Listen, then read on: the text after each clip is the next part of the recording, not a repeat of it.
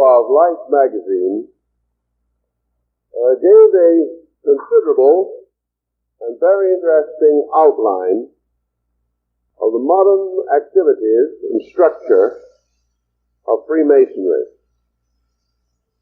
To a great degree, this article pointed up the practical phases of this society and its operation in the modern world. There are some things, however, it seems to me, should be added. And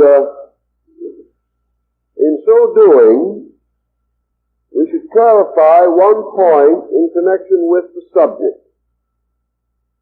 Namely, that Freemasonry, not being a dogmatic organization, does not attempt to formulate a credo or to present any firm system of obligations or rules relating to the beliefs or general activities of the individual. Masonic philosophy is grounded in its symbols, a vast assembly of ancient beliefs, doctrines, ideas, patterns, designs, emblems, and figures. These are offered for consideration, and the individual is invited to examine them in terms of himself, in terms of such content as he may find useful in his own life and thinking. Because of this attitude, it would not be fair or reasonable for any person to speak for Masonry as a philosophy in an official capacity, but merely to present personal experience in connection with reflection upon these symbols, emblems, and basic concepts. And this morning we want to trace certain phases of these concepts in the terms of our own primary interests. The interests in philosophy, comparative religion, and related fields. It is interesting and remarkable that in our modern world, with so many divided interests and activities, and for the most part, so little consideration for the great monuments of traditional wisdom, that a society such as Masonry should stand and should continually remind individuals of doctrines and beliefs strange and almost unknown to them, and bring out and perpetuate parts, at least, fragments of the great religious mysteries and philosophical schools of the past. Based, therefore, upon a certain broad foundation, entirely non-sectarian and non-denominational, entirely, in essence and principle, non-racial. Masonry presents certain ideas, and these ideas are most of them derived originally from older sources, so that actually it is the modern manifestation of a very long and old tradition. As probably most of you realize, the symbolism of Masonry is derived principally or basically from the symbolism of architecture.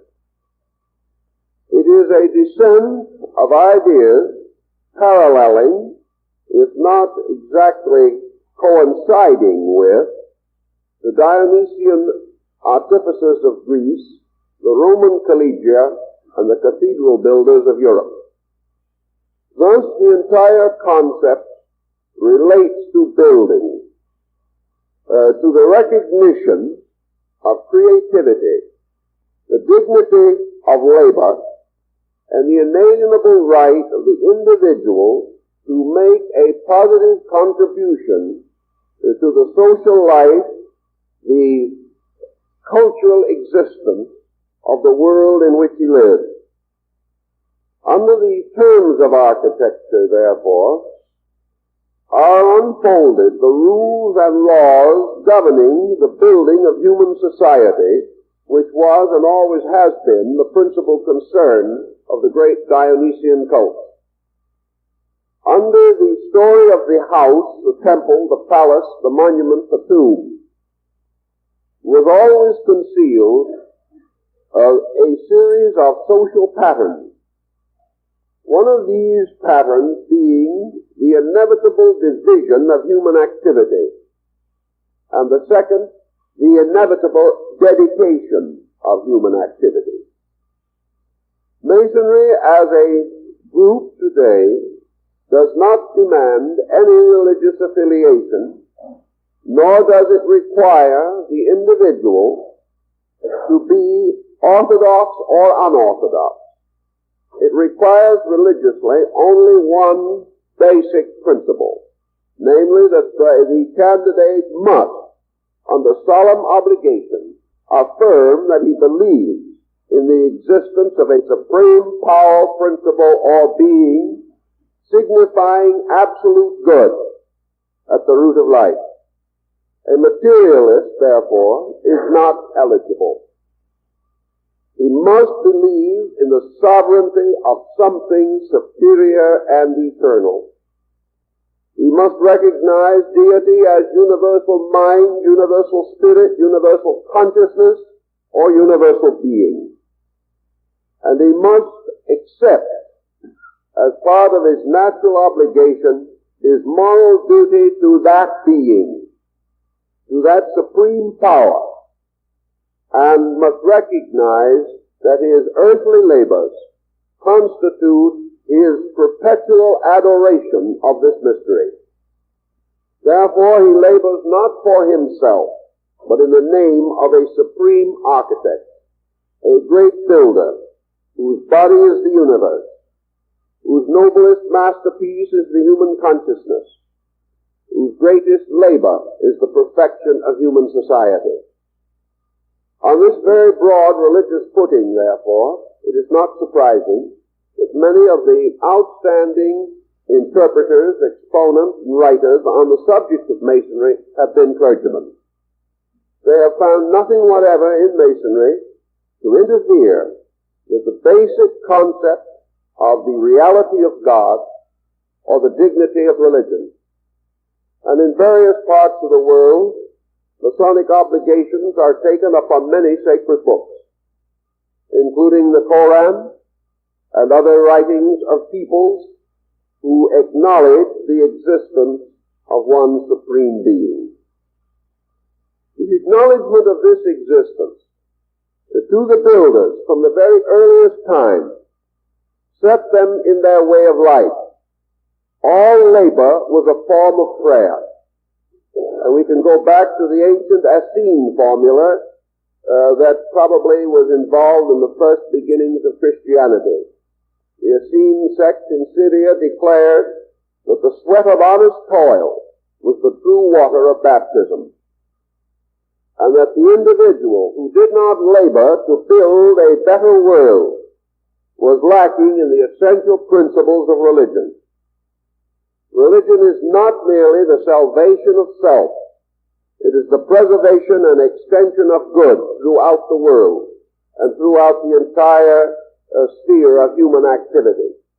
The truly religious person was a builder, contributing something, leaving this world in some way better than he found it.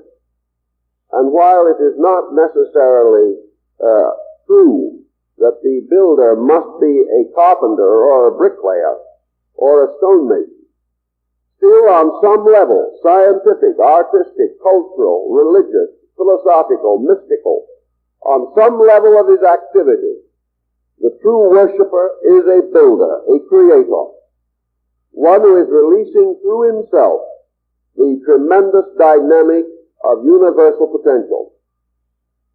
Now, in the early days of the operative crafts, at a time when organizations such as Masonry were concerned principally with trades, with occupations themselves, with the actual physical performance of the duties of the builder, the contractor, the carpenter, the stonemason. During these days, the members gathered together in a great system known as the guilds. Hans Sachs in the Meistersingers of Nuremberg sings the glory of the guilds. And these guilds, more or less, preceded and anticipated the trade unions and later the labor union organizations of the world. The difficulty with nearly every organization, however, that has grown out of the guilds has been that such organizations have perpetuated only a part of the great guild tradition. Today we think largely of labor organizations as protecting the right of the laborer to reasonable compensation for his endeavors. To the older groups, the guild was the temple. The guild was the moral structure which dominated and controlled and directed the activities of the individual.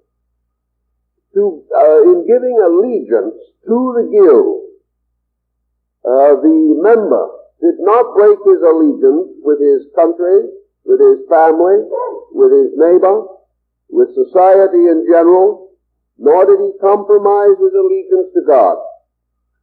In the service of the guild, he gave a new meaning to all of these things, applying them directly to the principles by which he sustained himself on an economic level. Therefore, the guild meeting, whether it was a carpenter's guild, or a plumber's guild, or a tailor's guild, or a watchmaker's guild, the guild meeting opened with a simple but solemn sacrament of dedication. The individual who made shoes was perfectly convinced and was taught to accept without question that this useful labor was a form of worship. That the individual who built houses built not only for the profit of the selling of the house or for the wages which he earned, but he built with the solemn hope in his heart that he was creating a home in which human life would be better, in which families would be strong, and in which children would grow up in a happy atmosphere to honor their parents and worship their God. He felt that he was laboring for a principle beyond profit. And it was this overtone, this principle beyond profit, that was actually the glory of the guilds. It was this principle which maintained the high integrity of these ancient labor organizations and prevented them from falling into the difficulties which fill our newspapers today in connection with organized labor. It would have been utterly impossible in those days for a leader of a guild to have absconded with the funds of the group. It would have been utterly incredible that these individuals would have used any unfair, unreasonable method for attaining their ends. They did not need to. They lived in a social order in which the guild had certain inevitable prerogatives. It had rights and privileges which could not be assailed. These rights were the rights of directing the activities of the group itself, maintaining its place in society, and instructing and educating each member of the guild so that wherever he went, and under whatever position or condition he found himself, he was a truly noble representative of the collective group from which he came. It was therefore incredible that a member of a guild in good standing should adulterate its products, perform shoddy labor, cheapen his way of doing things, or build into his project anything inferior, unworthy, or unreasonable. It was a disgrace to himself and a disgrace to his guild. For each action that he performed either elevated or lowered the collective respectability of his group. Therefore, he was not likely in any way to damage his own reputation, or to break faith with those who employed him, or use any unfair means for accomplishing any desired end. His hearing was his faith in action, his respectability, his career. It was his code, his conscience, his creed in action. This concept carried with it a number of overtones which have no longer survived to us in practical activities. World conditions have changed, arrangements of mankind have altered, and by degrees, though barriers or walls of the guilds have been broken down, but most of all, in our modern way of life, the average person has forgotten, ignored, or chosen to disregard the great ethical overtones of labor. He is no longer the feeling that by what he does, he is forever honoring the great power which is the source of all things. Now, in the guild system, we have one of the most valuable and useful common instruments of education. And that instrument is the guild theory of progress through apprenticeship. In ancient times, nearly all learning was communicated on the level of action. There was very, very little theoretical knowledge as we know it today. Those who knew taught, and no man taught what he did not know. The individual also did not teach on the basis of theory. He taught by example. He taught by doing the thing well. And all instruction was based upon the actual performance of the labor itself. Thus, when members sought to join the various guild groups, they were placed under apprenticeship systems. This apprenticeship policy, to succeed and to be valuable, had to be centered around the power of the masters of the guild to teach. They had to have outstanding actual attainment. The individual did not go to school and study carpentry from a teacher who had never used a plane or driven a nail. He did not learn from books. He did not learn in mass, nor did he learn and pass on paper the examinations of his craft. He performed the actions, and his apprenticeship was considered to be complete when it was shown and demonstrated by his own ability that he had mastered the principles, was able to apply them easily and naturally and skillfully, and at the same time that his moral character had so developed and his recognition of the dignity of his labor had so deepened that it was almost inconceivable that he would in any way use shortcuts or easy methods that might be detrimental to the final integrity of the product. Thus the apprenticeship came into existence as a system. It is the system that goes back to the dawn of time. It even goes into the animal kingdom, for the young animal grows by a kind of an apprenticeship. It grows by doing what the older animals do, watching them, observing them, taking upon itself their laws, their ways, and their habits. Thus, by observation and by doing, the individual gains a peculiar skill. Now, it is obvious that today the apprenticeship system is not in vogue in most instances. There are some cases where it is. But again, it has been weakened because today the apprentice is passing through a miserable period of adjustment in which he is striving primarily to earn the wages of a master. his only concern being how soon he can get top pay. This was not the ancient way. For in the old guild system, frequently, the master did not make great wages, because the master might be so dedicated to his labor that he would spend far more time and energy than he was compensated for in the process of producing a better piece of work. The great compensation of the master in the trade or the union was that other men should say that his work was outstanding. He was not measured by his pay, but by a reputation built upon the complete adequacy of his knowledge and the high standard of his product. Thus, in the apprenticeship system, we had the beginning of this idea of growing by degrees. The individual passed from one state of learning to another, beginning with the simplest lesson which he had to master. And then as he had achieved adjustment and achieved skill, the little ceremony of his advancement into another level in which still further skill was induced or further knowledge was communicated.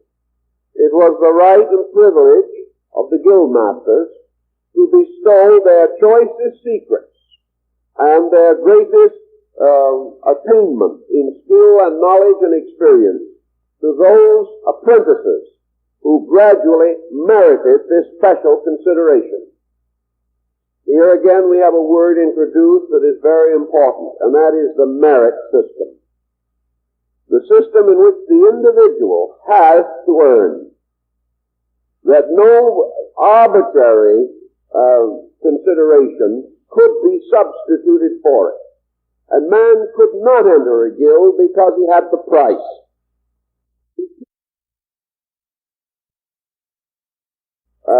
Consideration could be substituted for it.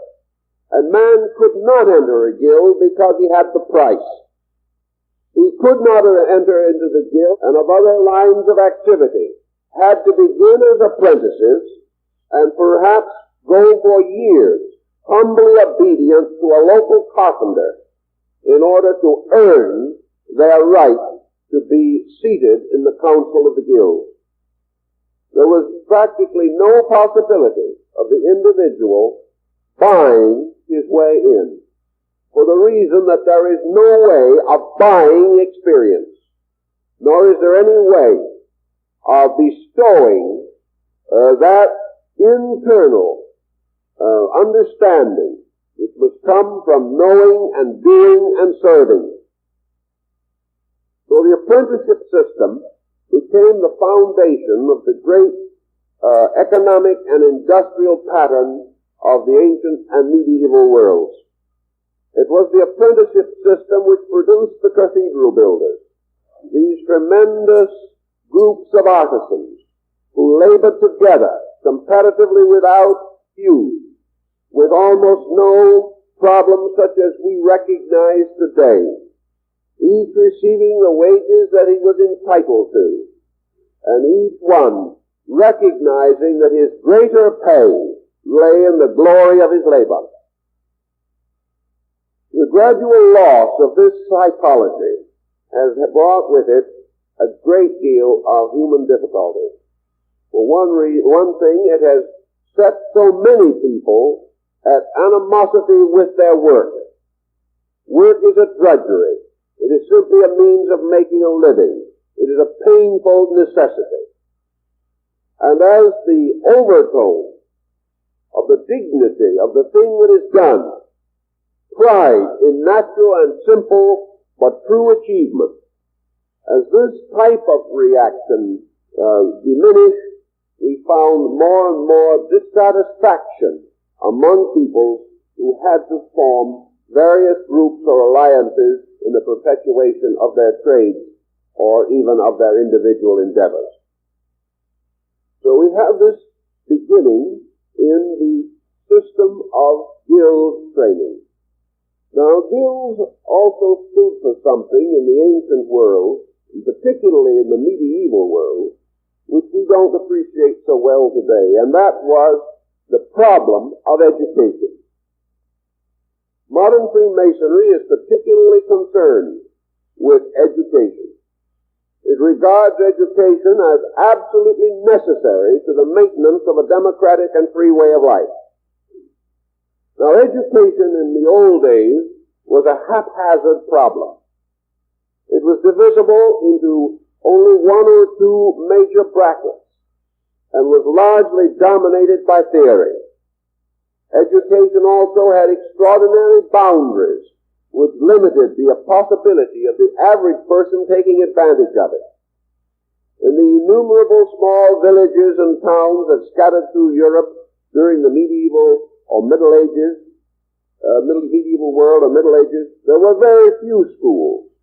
What there were nearly always associated with the cloisters. Only a small percentage of the people could read or write. The possibility of higher education and educational advantage as we know it today, these things did not exist. Therefore, the guild had to take over the problem of education. And we have to remember that we are told that Christopher Columbus received his education from a guild in Genoa. The guilds, of course, were not institutions of higher learning for the most part. But the guilds did emphasize the fact that there were two kinds of education. The schooling, which was difficult to secure, and which had largely to do with the development of special mental attitudes or mental abilities. There was also a general education, an education which might make a man educated even though he could not read or write, because it gave to him a foundation in principles, in values. It could take the simplest person, perhaps illiterate, would never darken the door of a schoolroom, and help that individual to recognize the sovereign dignities of his responsibilities to his God, to his family, to his country, to his neighbor, and to himself.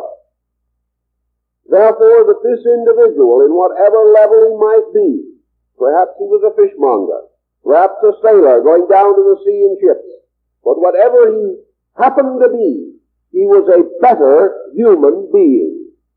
And being a better human being, he was a nobler ornament in the world in which he lived.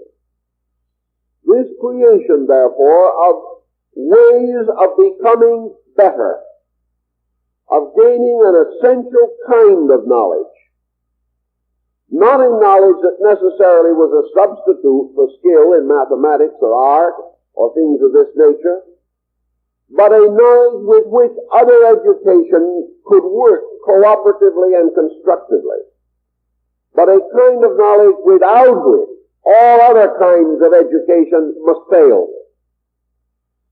So there was a basic principle which should and must be disseminated throughout the basic levels of human society, namely that man is never truly educated until he is truly good. That there can be and must be a perpetual dissemination of principles. That this man must be honest, sincere, honorable in his dealings, conscientious, willing to accept his responsibilities, unwilling to misrepresent or fabricate, respecting the rights, properties, lives of his associates, and dedicated in every way possible to such actions as would advance the common good on the level on which he functions. Thus, a kind of basic education which might extend far beyond the boundaries of the guild came to be part of the overtone of guild apprenticeship. Most of the guild masters were devout men. They lived simple, often stern, firm lives. They were very much like the patriarchs of old. They had their dignities and their honors, which could not be easily compromised.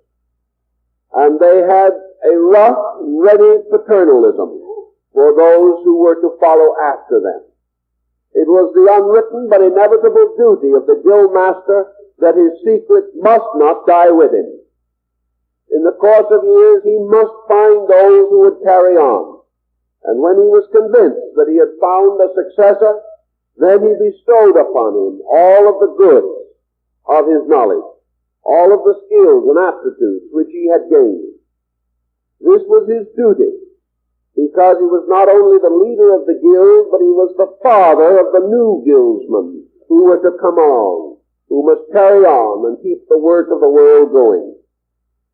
As master, he laid a stone, and he laid it true and firm, so that those who came after could place another stone upon it with absolute assurance. He must leave this power, not only the good foundation, but the skill to place another stone.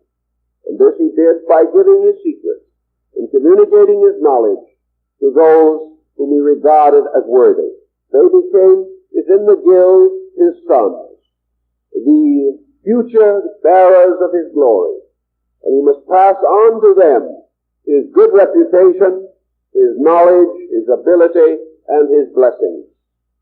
It was a very simple but very firm structure, and it resulted in the survival, in many ways, of the strength of this tremendous power which we call the middle class of humanity.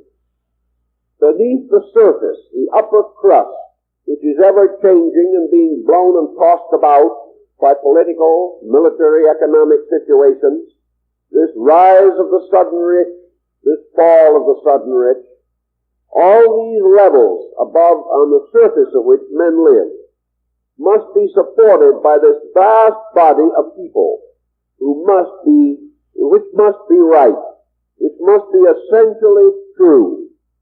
And while it may lack the brilliance and glitter of the intellectual, it is the tremendous honesty, the tremendous sincerity, the instinctive conscience of the great body of mankind that must preserve the world. And it was to keep this conscience clean, to keep this foundation true, that the ancient guilds labored so carefully and so wisely. Now, very often in the descent of guild knowledge from master to master, secrets were also communicated that transcended the general knowledge of the time. The laws of the guilds were derived from laws of nature. They were also derived from principles of mathematics, astronomy, music, and all the tremendous geometrical and higher mathematical formulas that had been part of ancient learning. The guild master might not be able to define all of these elements, but he used them every day. Just as the great artist instinctively uses proportion and uses dynamics in the arrangement of his compositions, these masters, because they were practiced, not only perpetuated old laws, but continually rediscovered them. There is an ancient document relating to this that is rather interesting.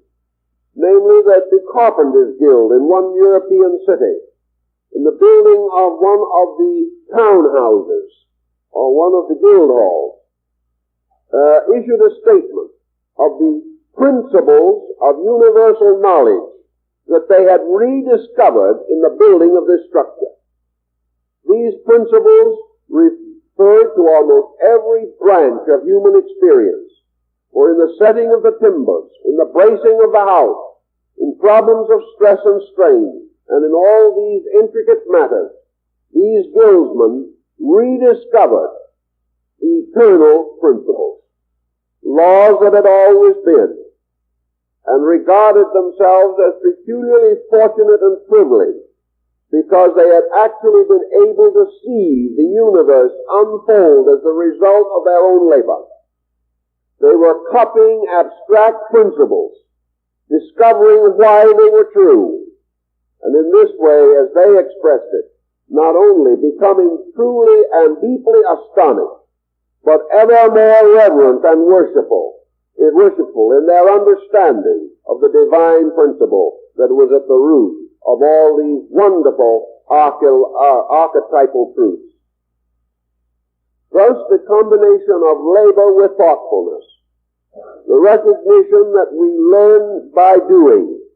Not only do we learn what is necessary for the doing, but we also learn many other things, extending out into other phases of our living, so that the laws governing the guild were also good laws in the society, in the home, in the family. They were the laws of order, of reasonable and proper growth, of the unfoldment of young things into their maturity, of the graver responsibilities of advancing years, and also rest and refreshment for the aged. And it was among the guilds, for example, that there arose the two great problems, which were mentioned and stressed as early as 1,000 years before the beginning of the Christian era. And these two problems were the care for the young and the protection of the aged. It became the duty of the guild to make certain that those who labored in it and who gave their lives in the useful work of building a better world should receive in turn certain protection in time of need. And therefore in the old communities that were governed by the guild laws, there was no problem of the neglected widow, no problem of the orphan child, no problem of the forgotten aged. These were parts of a great, complete concept, and the very obligations of the guild bound the individual to the protection and care of those who were in need, and he became the protector of the innocent, the weak, and the forlorn. Thus his guild labor caused him to be a less glamorous, but no less useful knight-errant. As in the days of chivalry, the knights went out in shining armor to protect the weak, and the knight and the order of knighthood incidentally was a guild, so the simpler guilds of the clothers and the farmers and all these other groups had their orders of chivalry, their natural obligations by which they performed those extra labors, those other things not immediately demanded of man, which he could evade if he wished to be smugly self-centered. But there could be no self-centeredness in this, because the world finally was the great guild, and all of those who labored in it were working toward the same great end and were entitled to the same cooperation and help. There could be no happiness for any man if those around him were not able to have the necessities and securities of life. The Dionysian artificers, with their great concept of universal building, bestowed upon Athens, the great city of Greece, the glory for which it is greatly and eternally remembered. Athens was the ancient citadel of democracy, and while it passed through numerous vicissitudes, it was in this tremendous culture that the concept of the world guild social came into existence. Democracy arose from guild consciousness. It arose from the equality of the labors of men. It was based upon the fact that individuals of different abilities, of different levels of intelligence, might perform different labors, but all these labors, if sincerely and honorably done, were equally necessary for the security of the whole world. Therefore, among those who labored, the only prerequisite was the honor of the work. And in Athens we see the concept of the guilds, of the equalities of opportunities, the right of each individual to the inalienable pursuit of life, happiness, improvement, and security. These things were guild principles of the ancient Dionysian mysteries, and gradually they came into their first great political flowering in Greece. Here, for the first time, the guild laws were applied to a great city. And while these laws held, and while this city was able to maintain the integrity of these concepts, it produced this golden age of learning, a golden age which has perhaps never been equaled in the cultural story of mankind. But Athens was the city of the democracy of men recognizing a common brotherhood, a common responsibility, and a universal God, so that truly deity was the parent of all creatures and all men were brothers. This realization carried through into the glory of the medieval guilds. And while, of course, human nature was such that none of these things can be perfected by imperfect creatures, still the tendency and the quality and the tone of the guild was paternal and fraternal. It sought to protect and advance, and it also preserved the right of its members to self-expression, to the various duties and needs which ensured their honest and sincere abilities and privileges. All these things then flowed down to form part of the great transitional motion that affected the world after the Renaissance. In the Renaissance and the Reformation, we find the emerging of guild consciousness into society in general. By that time, nearly all of Europe was organized into guilds. These guilds had values. These guilds had principles, policies, concepts, which were disseminated throughout society, but beneath the level of the immediate and the obvious. Millions of persons, not even perhaps in common communication, were therefore of a common mind. And that common mind had to do with the right of the individual to grow, the right of the individual to think, to have a life of his own, and to share his opinions and convictions with other men.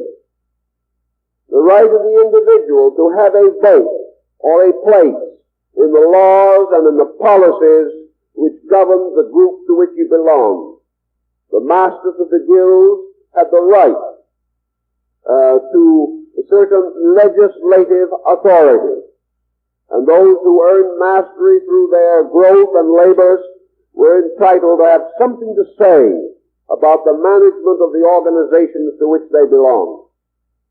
Thus, while the great courts of Europe were locked in their own autocratic ways, the people were gradually developing a strong social fabric, a fabric which ultimately broke through its limitations and flowed into the objective life of the individual and the collective. And so we find the great rise of humanism. We find the rise of the democratic principle and the emergence of man from mental restriction into new capacities and new abilities for thoughtfulness and for progress. Now it is quite obvious that under the stress and strain of such conflicts, there would be strong differences of opinions. It is quite certain that the so-called authoritarian would object to the rising tide of the guilds and the guild psychology. The autocrat would fear democracy. The dictator would fear universal education.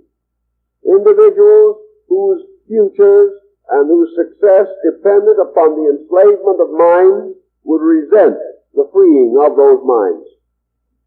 It was obvious that when man became a self-motivating being, capable from within himself of planning his own destiny intelligently, wisely, and constructively, that it would mean a tremendous change in the position of society. It would move the entire fabric onto a merit system. Now, very often, society at that time was governed without any regard for merit. The leader, who by wealth or by military power alone or by despotism or by birth had attained position of authority, might or might not be actually capable of administering it wisely or unselfishly. The history of European politics for 1,000 years was largely a history of tyranny, with a few benevolent exceptions. Thus, arbitrary leadership, depending upon wealth and the army, would feel or would be gravely anxious if there was the possibility of the human mind suddenly escaping from bondage, escaping from the long-established rules which have been psychologically imposed upon it. The struggle for liberty in the last 500 years of human history has therefore been the struggle of the human being to attain those things which were necessary and proper to him. Very often this struggle has been unreasonable. Very often it has gone off the deep end, as in the story of the French Revolution. Frequently it has been exploited and abused, and one level of autocracy has been swept away only that another might be imposed upon the people. So-called democratic leaders under temptation have come themselves to be autocrats. And the story goes on. Yet in spite of all of the elements of the story, all of the mistakes that have been made, all of the cataclysmic crises that have come perhaps almost unnecessarily into existence, in spite of all of these things, the story of human growth has gone on. And that story of human growth is now firmly grounded in the conviction that the free man must be intelligent, and that only the intelligent man can be free. Therefore, that freedom, instead of a great opportunity, is a profound responsibility. That the individual who really desires to be a self-governing creature must be peculiarly and specially educated for that purpose. He must pass through his apprenticeship in the concept of personal freedom. He must earn his right to have the wages of the master. And these wages are the privileges and opportunities that freedom bestows. But in order to have these things, he must be fit to receive them. And in order to be fit to be a free man in a free world, he must attain that condition of internal conscience in which his freedom cannot cause him to perform an action contrary to the good of others. There can be no freedom while an individual is capable of perverting his own rights. As long as he is only thinking of freedom as his right to be selfish, there can be no true freedom, and man will stand constantly in the danger of having his free institutions overwhelmed. Not overwhelmed primarily by his enemies, but overwhelmed by the enemy in himself, his own selfishness. If he lives only for what he can get, he endangers the right of man to be free, because he proves by so doing that freedom is not a benefit, but a liability. And freedom must always be a liability until the free man has chosen his own code of life and has made this code adequate to the powers and privileges which he enjoys. So in the more recent time of things, The great problem of building a free world has taken the place of the cathedral buildings and the monument buildings of the Middle Ages. Today we are not so primarily concerned with physical architecture. We are concerned with moral architecture. We are concerned with the creating of the workman who must build the invisible but real temple, which must house such great projects as the United Nations. The United Nations cannot succeed because of a house of glass and steel in New York City. It can only succeed because the builders of human progress unite to sustain and create the invisible house of brotherhood among men. Until this house of universal good, the archetype of world peace, is established and is then served by the faithful guildmasters, the faithful builders on every level, some of you of which must hew the wood, others must bring the water, some will supply the materials, others will put them in place. But the whole of mankind must be organized into one great team if world peace is to build its house among men. To create this tremendous team, there has to be a kind of education that is a little different from the schooling that we know. Because the schooling that we know has not produced this team. The schooling that we know has not prevented antagonisms and animosities among people. The schooling that we know has not produced the intelligent, practical idealist.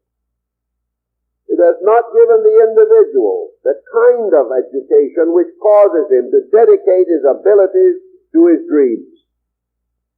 It has not caused him to put principles first in all things. And until he does so, he lives precariously and dies tragically. So the great problem of guild life moved from the physical, the visible, and the obvious, with its overtones, to a more positive footing. Man's life shifted from his physical existence in small villages to his mental existence in a large world. He now realizes as never before that his society as he knows it is his own collective mind. It can be no better than his own heart and mind. For what we term the way of life as we know it originates in our minds and emotions. And until these are refined, disciplined, and civilized, we cannot have a civil state of relationships between human beings. Cicero defined civilization as that state in which men live together cooperatively and at peace. By this definition, we've had very little civilization up to the present time. We have had merely scientific barbarism. We've had a state in which the individual has used his knowledge to advance himself at the expense of others. The guildman would say that such an effort, such a program, is really attempting to advance oneself at the expense of God. Because the service of God is the service of others. To neglect others is to neglect God. To work against others is to work against good. And where this situation is allowed to prevail, the blessings of freedom, democracy, liberty, and these cherished terms which we so devoutly speak, but so seldom sustain in action, these terms cannot have their right and proper meaning. So in the 17th century, we find a great change taking place in the guilds. This does not mean that the old operative guilds cease to exist. It does mean, however, that gradually the guilds, forming themselves into what we call the Masonic fraternity, began to shift their patterns from the mere physical trades and crafts to the rise of what might be termed speculative masonry. By this we mean, and the term is used sometimes differently within Masonic works, by speculative masonry we mean masonry seated now in the mental life of the individual. Some say that Elias Ashmole, the famous English antiquarian, the founder of the Ashmolean College at Oxford, was the first gentleman mason. Now, by gentleman mason, we do not mean the first mason who was a gentleman. We mean, rather, the first mason to be accepted who had no building trade. He was not a stone cutter. He was none of these things, but he was permitted to join with others who were in various trades. The answer was, of course, that the guilds were recognizing a new trade. They were recognizing a new profession or a new craft, and that was the craft of knowledge in the sense of abstract knowledge. Ashmole was a great scholar, and so he was likewise a creative artisan. He was laboring to help to spread knowledge, and this was just as much a craft as pegging shoes.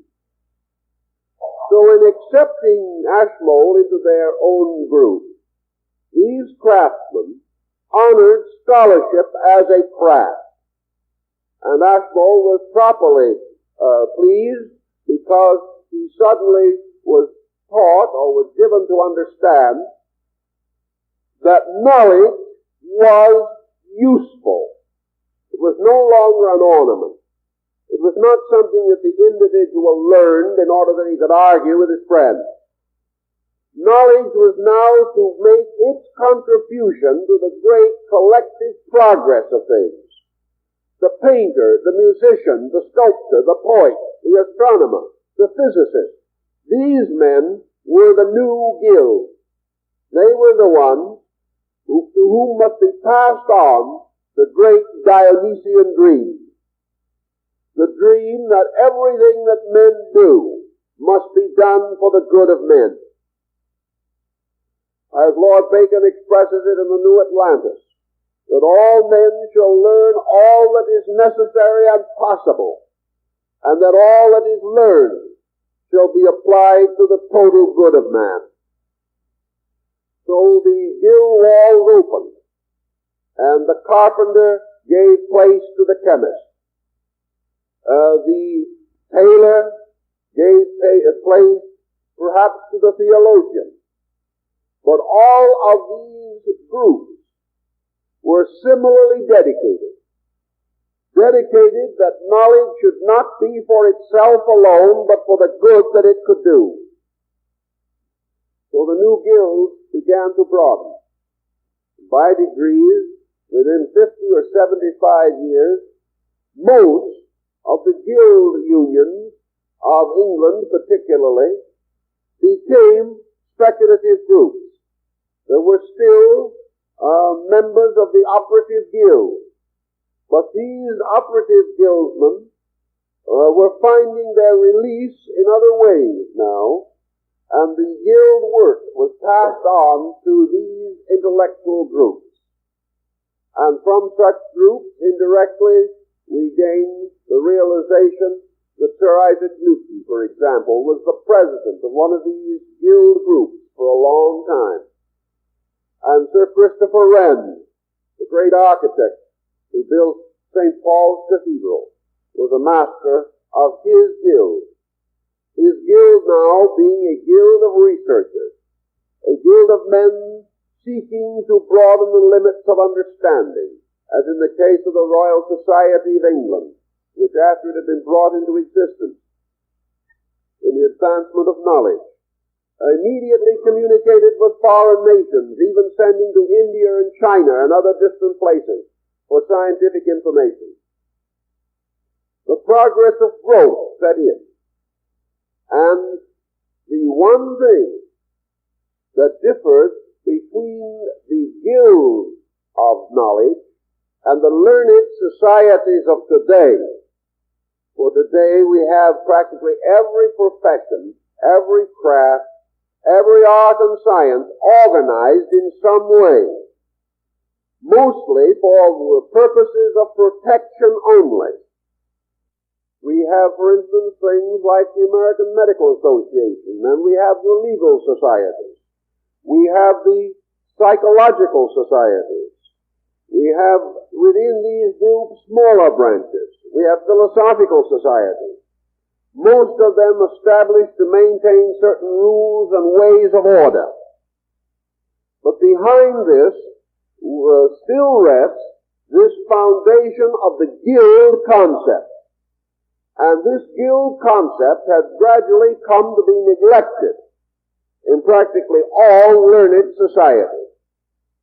These societies have gradually lost sight in various ways of the essential reason for their own existence. They exist not to protect their own members alone, but to advance the total good of mankind. The purpose of the medical fraternity is not primarily to protect the doctor alone, nor is it primarily to protect the patient alone. The final end is the dedication of the healing art to the total service of man and the total glory of God. And until this happens, something's missing. And in the pattern as it is today, the thing that is usually missing is God. Today, the sacredness of skill has been generally disregarded. That it is admirable, we admit. That it is wonderful, we acknowledge. And we give great plaudits to the person possessing it. But we have forgotten that the tremendous burden of the skill lies in the acceptance of the responsibility which it brings into existence. For the possession of an ability challenges the individual to the dedication of that ability upon the altar of living and eternal truth. So gradually, learned societies became more and more immersed in their own human problems. Scientific organizations became so interested in the advancement of knowledge that they forgot to use it.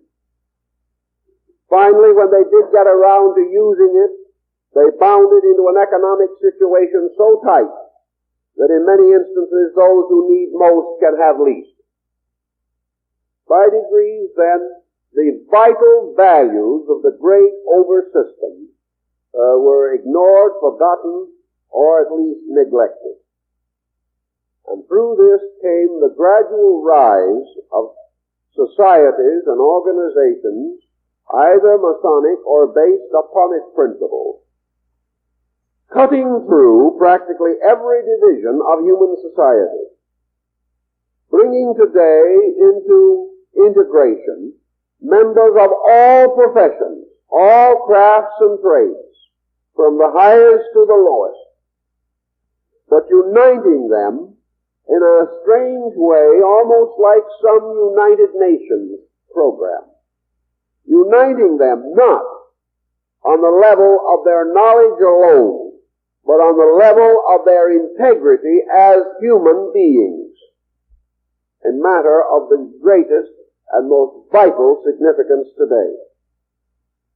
Out of this entire concept also has come the realization that there is a common kind of need that is just as much experienced by the atomic physicist as it is experienced by the carpenter, the plumber, or the bricklayer. This common need is the need for peace, the need for security, the need for internal integration. The individual not only must advance various lines of activity, but he must live with himself. He must find in his own nature peace of mind and peace of soul. And to do this, he must have dedications beyond material achievement. No individual can do his best or be his best while he works for himself. And when he works only for $1, he is working for even less than himself. The only reason why we can find great joy in our labor is when we are convinced within ourselves that the things we are doing are important. And to be truly important, they must make a valid contribution to the total good of our world. Not only now, but to establish foundations for future good in future times. Thus, the validity of our labor is closely associated with the integrity of our motives. By this system, then, the development of a concept, an over-recognition that all of the works of men are suspended from the plan of God, that all of the things that we are doing have some relationship to the advancement of total nature, that what we call growth is merely divinity unfolding through us, and that the life within us is a sacred thing that cannot be profaned without penalty. The individual, therefore, who is not true to his own abilities, true to the life moving through him, true to the convictions which he most secretly holds to be true, this individual is creating conflict which will ultimately destroy himself and deprive the world of much of the good that he could have bestowed upon his fellow men.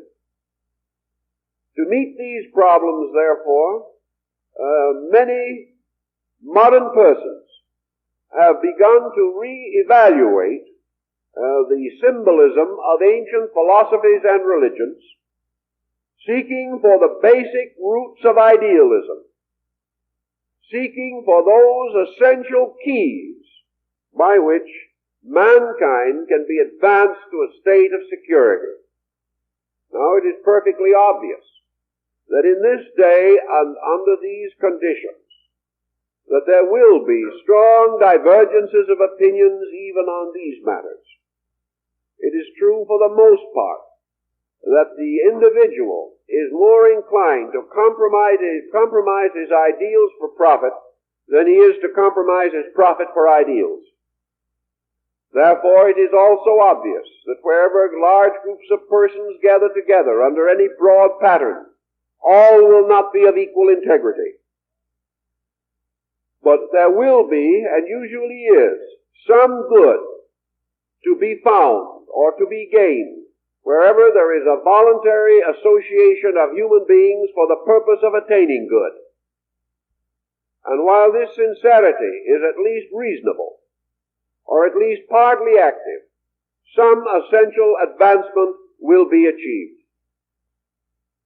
Now, there is, as I have said, no formal statement in Masonry relating to the particular action of any individual, relating to his moral or spiritual life. But he is brought into contact with symbols, with concepts, which in many cases undoubtedly unfold or constitute his basic religious convictions. And to many men in this country, Masonry is a powerful moral ethical force, supplying them with certain elements of character building, which they would not likely find emphasized in the world around them. These characteristics are intended to supplement what might be termed the normal educational advantages of the person. Masonry does not believe in restraining or restricting education. It believes in exposing the individual to all possible useful knowledge. But it also reminds us that we can educate a maniac, that we can bestow knowledge upon a person totally incapable of using it wisely, and therefore that there must be and should be at all times a present program, an open invitation to wise usage. And through the dignity and importance of so large an organization as Freemasonry, with a clearly defined level of attitude, many men, millions of men in this country, have found a practical proof that principles which they may have regarded as being dead are still alive, and that these principles are inviting them to join with others of their kind, to join with an illustrious line that goes back for centuries of persons who have taken their basic Masonic obligations, fully recognizing that these obligations in no way interfere with their duty to God, their country, their family, their neighbor, or themselves. That there is in these obligations nothing of treason, nothing of atheism, nothing of addiction to any particular creed, no restraint of the individual to the activity of his own conscience. The actual obligation being to be himself, to be true to himself, and to be true to those great principles which are locked within him and which are the basis of world idealism. To be true to truth, and to realize that the only way that he can be true to truth is to become first aware of its existence, next receptive to it, willing to acknowledge it, willing to humble himself in the presence of it, next to take the necessary disciplines and to be tried and to be tested as to his integrities, and finally, having attained to a certain degree of adjustment, having earned the wages of a master, that it is then his responsibility to call together his apprentices and to communicate to them and exemplify for them by his own conduct those basic social principles upon which the survival of our world must depend. There is in this concept, then, tremendous emphasis upon the gradual unfoldment of principles. The individual is not born fully matured, nor does he by mere physical activity alone attain maturity. He is born once into this world at the time of his nativity, but he must be born a second time. He must be born into his mental, moral, spiritual maturity. He does this not by affiliation with a creed, but by re-establishment of contact with the eternal within himself. Now, this contact is not easily to be established, but if the individual is quiet, if he relaxes the external and artificial pressures of his living, he will make the astonishing discovery in most cases that he is actually a better person than he knew. He will realize that within himself, perhaps slumbering, are dreams, are hopes, that also within himself is a deep-rooted sense of fair play, and that actually each individual has available, if he will call upon it, sufficient knowledge, sufficient understanding, and sufficient intuitive perception to know what is right for him. If he will cling to that right, sacrificing to it all other things, the power of that right will grow within himself, and he will, by degrees, ascend this particular and special ladder of mysteries, and will gain ever greater consolation and ever greater usefulness through dedication. To do this is no more than is the natural right of man. And in these activities, Masonry and other fraternal orders are serving very useful purposes in society, because they are maintaining very strongly the dignity of humanity in a time when the average person is exceedingly thoughtless about these values. Now there are many complaints in and outside of Masonic lodges concerning the failure of many of the deeper issues of Masonry to be clearly vitalized even among members. This, however, is one of those situations in which we cannot escape from human limitation. On the other hand, we can and do expose individuals to opportunity for growth. No one can grow for another. No one can require and demand our voluntary allegiance. And no allegiance other than that which is voluntary is valid. If we can try or do try to force virtue, wisdom, or maturity upon other people, we place them in a false position. We damage them more than we help them. For an individual who tries to live above himself is in constant misery. If, however, the individual can be inspired to search among the ancient landmarks which were placed there by the noblest of all human beings, landmarks which are traced to the great teachings of Plato, Aristotle, Buddha, Confucius, Lao Tzu, Manu, Zoroaster, Moses, Christ. These great monuments, if they are heeded, if they are brought more and more to the attention of mankind, gain respect not only because of their integrity, but because down through the ages the best of mortals have honored them, and the best of mortals have not been ashamed to follow them. In a sophisticated era, therefore, the realization that true dignity, true attainment, true superiority, if we wish to call it that, lies rather in following in the footsteps of the immortals, choosing our allegiance from that which is truly great, rather than following in the footsteps of passing fads and fancies, which will leave nothing important, no solid foundation upon which to build a future good.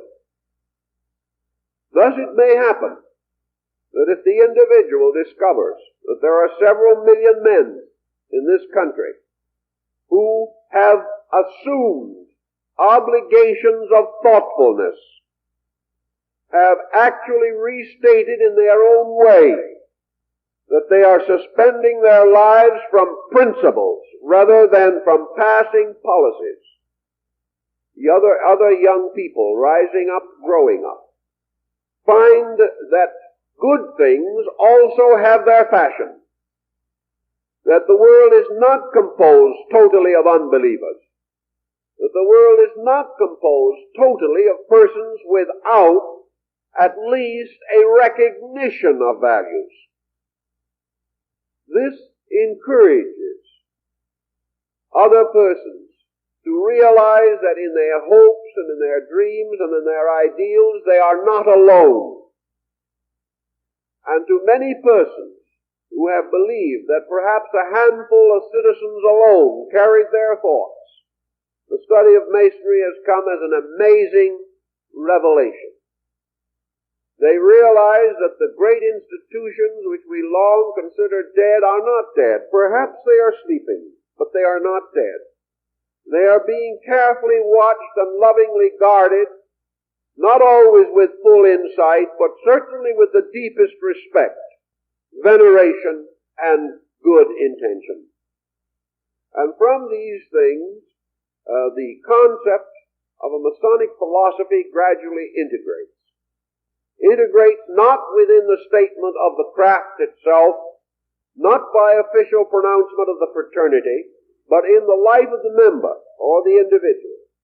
This philosophy of growth, of essential growth, that man must mature step by step by the voluntary acceptance of the challenge of knowledge, that he must grow and develop not by hearing, not by seeing, but by doing, that he is a craftsman, that he is working with his equivalents of the mallet and the chisel and the square and the compass. That he is actually a builder, building the careers of his children, building the ethics of his business, building the strength of society, building the strength and security of his nation, building the peace of the world. And all this building, he might at first think to be for his own advantage. And to a measure it will be to the advantage of man. He may not believe that he will ever live to see the perfection of the thing that he is doing, for he is working upon an everlasting house. But he knows that today, in the building of the temple, his real temple, the problem that confronts him, is a temple built without the voice of workmen or the sound of hammers. It is a building eternal in nature. It is the building of a better world. Yet even in this it is not enough, because this eternal building, this eternal remedying, repairing, redeeming of that false structure of Babel, this new temple, built of contrition, devotion, acceptance, and dedication, only succeeds if the builder realizes that universal architecture, moral architecture, is religion. That religion is actually the individual building the house of God in his own heart, in his home, in his society, and in his world. Therefore, that the builder is the eternal priest. That he is serving not for himself nor for physical things alone, but that the glory of the Lord might be made manifest. That he is building the house of God for the perfect society, the absolute commonwealth, the complete democracy, that which is the true abiding place of men, one people united in labor under the sun. That this is the great work. This is the magnum opus. This is the great transmutation of alchemy, by which all base inclinations and instincts in man are transformed into the purest substances. This is the discovery of the elixir of life, the remedy against the death of discord. This is the true search for the restoration of the mysteries. This is the building of the house which is eternal. And regardless of what we do, we are builders, or else we are failing to build. And to gain a new concept of religion, a working concept, a concept in which we worship by advancing the will of the law in nature. That we worship by releasing God, which is the good in all things. That we worship also through the gentle and natural fraternity. For when we serve man, we serve God in man. And it is important that in the act of true service, that we are expressing our own divinity and worshiping the God in another at the same time. These principles, simple, direct, are the principles of the guilds. They do not interfere with any formal program of learning. They ensoul it. They enrich it. They require no individual to follow any creed or cult. They simply tell him to take the knowledge that he has, the skill that he has, the hopes that he has, and dedicate them totally upon the living altar of eternal good. In this way, he builds a better life. In this way, he advances all ends which are useful and necessary for the common good. In order to attain this purpose, naturally, it is important that all of the avenues, all of the means, and all of the methods by which human beings can be morally, intellectually, and emotionally educated must be kept open.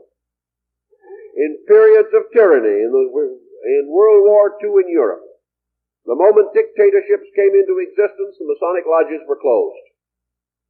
Because it was assumed that these lodges would be the place where these dictators would have their greatest fear.